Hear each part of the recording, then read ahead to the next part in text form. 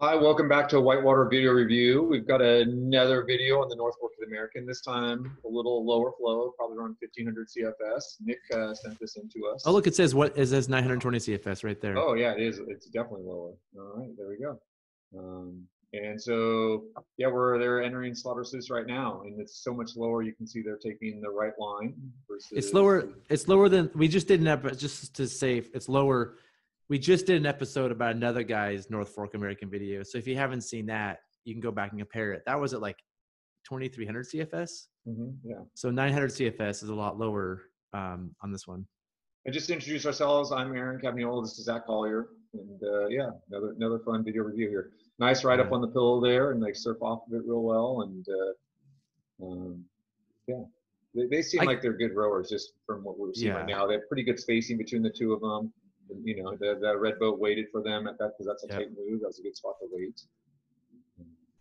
I mean, Aaron, this is how we learned to boat. We learned to California boating on the North Fork, this kind of spacing. These guys obviously are dressed for success.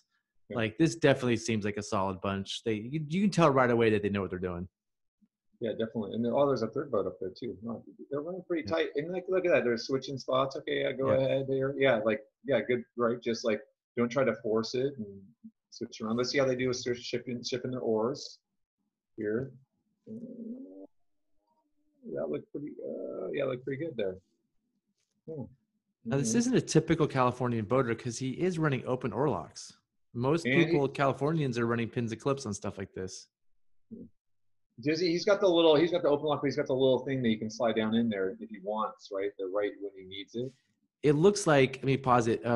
It looks like on his left, there's not, that thing doesn't exist. Oh. And on the right, it does. But there's an oar right where you can flip it over when you need it. I mean, the North Fork at 9. They're on both of them. That one looks like it's on the bottom. Oh, maybe that's the case. Yeah. I mean, if I want those things, I want them now, personally. Are you a fan of the counterbalance? He's got that counterbalance on his oars. I don't like him just because it makes the oars really heavy carrying to and from the river. That's a very Aaron thing. I don't like it because, I mean, I get that it's easier to hold them in place, but it's more swing weight. So thinking of it from an engineering standpoint, it's more energy to speed. Like every time you accelerate the oar, it takes more energy. So overall, it takes more energy, especially when you need to make quick oar strokes. These oars are pretty light too. So I'm kind of with you. I don't really feel the need. There's no reason to add weight in my mind. It is convenient. It does kind of make them balance nicely, but you know, I'm not a fan. Yeah. And they're running. It looks like they're running a nice Sotar. They got their setup's good. You can still see the boat in front of them. I'm guessing there's a boat behind. Now, what's interesting is he doesn't seem to be looking back very often, Zach. Like we haven't seen him look back in a while, and so that's the one thing. If there's that other boat behind them, who's part of their group, hopefully, you know, that somebody's checking on them.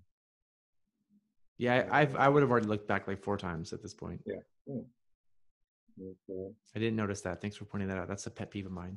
Yeah.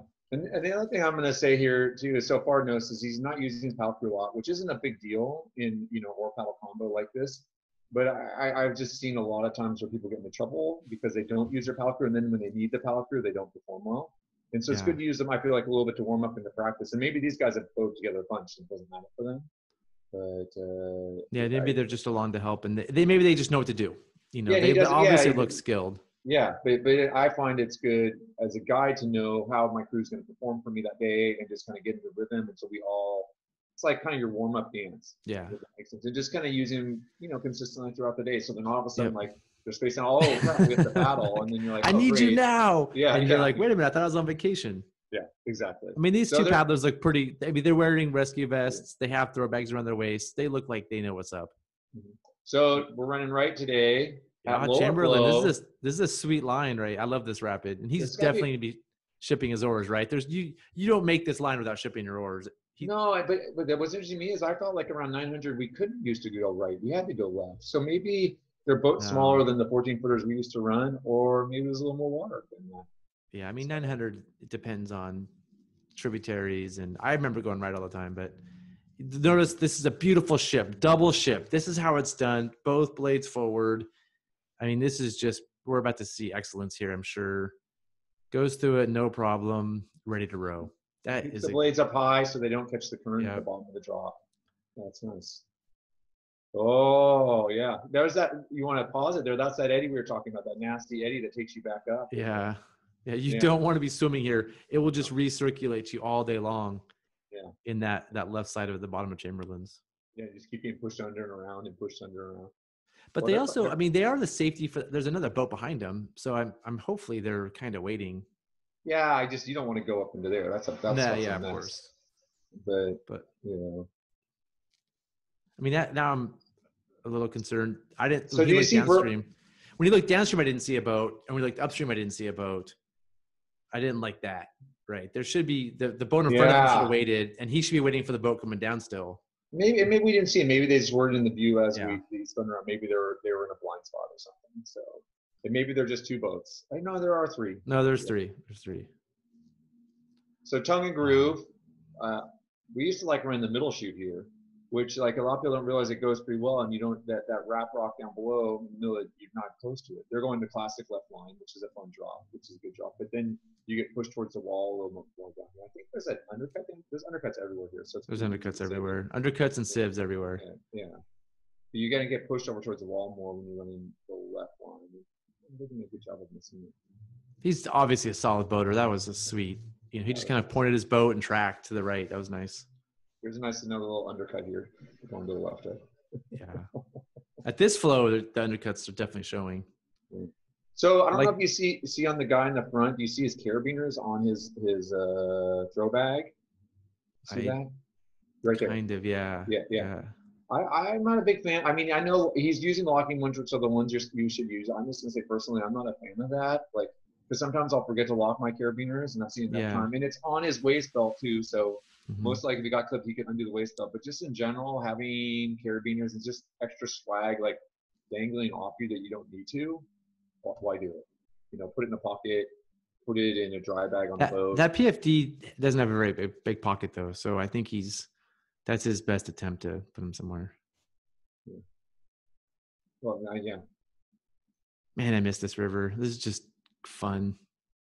That could have been a ship on the. Let me go back because I just have to revisit these. Yeah. I'm gonna go back. Like as he's going left to this rock, that right oar needs a ship. Right, that's causing a problem. It's a little bit, but you know, like he's shipped a lot nicely. Just as often as you can, we want to ship. Right? Yep. It's good practice because I mean, this is not a super hard rapid, but you want to have your shipping together when it's time. And remember the last trip we talked about the guys letting go of their penalties? These 2 people haven't let go of their penalties at all today. Yeah. Like so no, these are, you can tell they're pros. You can just they give off that vibe. What rapid? I forgot what rapid this is. This is that scary. This is not really rapid. There's that scary little like whirlpool of death just to the right of him right there. It's nasty. Oh, he's not shipping again here. Oh, he kind of spun it around. That worked. That's good. So what's your feeling about the thwart straps to hold on to that they have in the middle? I think they're sweet. Yep, I'm a fan now. I wasn't always a fan, but I'm a fan. See, I'm not totally a fan because I feel like sometimes people let go of their penalties to grab onto them, and then potentially, yeah. I think it depends on the situation, but I mean, I think I like them. I'm a fan. I like them just for clipping on a day bag too. Actually, you know, if you just need to get it out. Now, if I'm running hard class, I like them more for clipping stuff into. But I can see if you're guiding Cherry Creek, you don't want your customers grabbing onto those things all the time. Even on the main Tuolumne though, think about they grab on, then they let go of the paddle tee, and then they're going to hit their front with the paddle tee. So that's, I mean, like I feel like you have to, if you're going to use those, you have to train people really well of how to hold on and still not have that paddle tee swinging around. Yeah, I mean, these are private boaters. That's for pros. They didn't know what they're doing. They look great. Yeah, not at all. This is a sweet rapid. This is Bogus Thunder. Classic, awesome rapid. At low water, this is tough. And rowing this is really tough. I mean, it's not an easy move. This is a nasty rapid. What's the line in an oar boat at this flow? I think you still go left. I mean, left is my favorite spot to go. Just drive it over left and kind of get stuck on the rocks. You kind of have to push that. It's really hard one to pull. Yeah. So for those of you that haven't been here, the center is called a toaster slot, and you go through, but it's not pretty. Zach, what's it like being in the toaster slot? It's not pretty. And I've had some bad luck here, man. I've actually wrapped a commercial boat on the far right even. I've had some this raft. Kayaking, I've never had a problem, but rafting is just I never figured it out. It's way nicer than kayaking, isn't it? So yeah, they're forwarding. There's not really room to do this by back paddling. Beautiful. Nice line. Yeah. Would love to see a ship on that right oar, but that's just me. Yeah, see that right oar just. Oh, see that right oar he let go of it. He could have hurt somebody.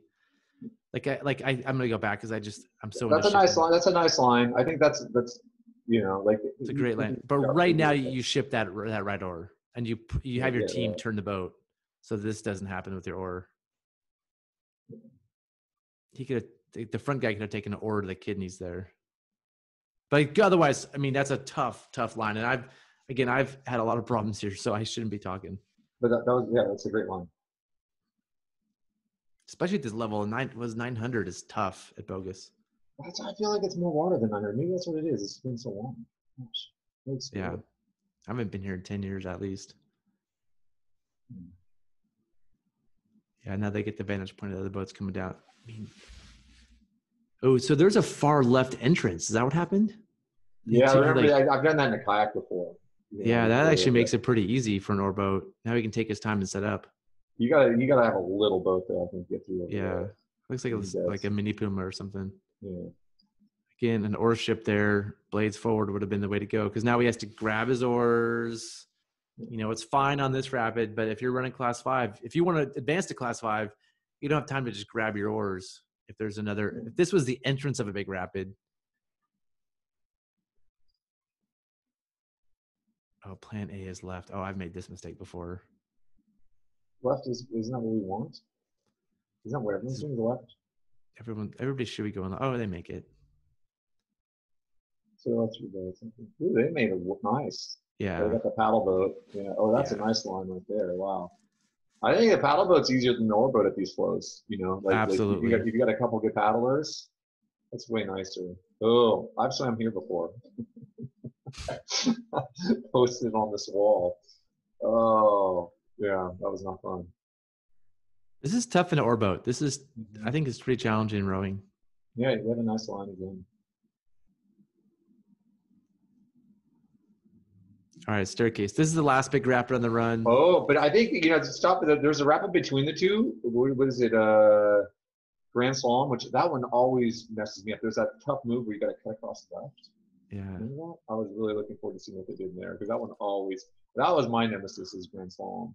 Man, I've had a lot of fun. This is a great rapid. They got nice spacing here too. Yeah, close, but they're not going to run into each other. This is really good. If that front boat has a problem, there's another boat up there too. It's getting a little tight right now, but I guess that one boat's eddied out. That boat eddied out. That's just good form. Well, that happens. There's that boat. I love that boat and the eddy halfway down. Like they can't do a ton from that eddy, but it's great safety right there. It's a good. I feel like sometimes you just get caught in that eddy too. I've gotten caught there just because you try to make that move right, and then you get sucked in there, and then you're like, okay. And then if that's what happened too, they're good. They're like, hey, let's just wait for everyone to go through, pull out at the end, and then we're not gonna cut out and bump into people. And again, that could have been another ship back there. I'm sorry to be nitpicky on this, but on the right, Mm-hmm. I've also flipped in that hole in the middle before. I've had some bad luck on the North Fork. This is a big hit down here a lot of times too. This thing down here, so I've never right here, going by this rock, this is an opportunity to ship again, and you'll slide right by with your oar. But that one was nice. That one doesn't bother me because he dropped it in front of it. There's more the right one where you can see his hand having to go forward, and so he's got bad balance. Yeah. This drop down here can be pretty good too. What a great run. Yeah. Yeah, and looks like they're in a nice eddy to spot their buddies. I mean, these people are wonderful. They're legit. This is good form. It's nice to have a video showing like things being done really well. Yeah, the rig looks good, and cool. Well, excellent. Yep. Well, Aaron, thanks for doing another episode of the video review. Yeah, that was fun.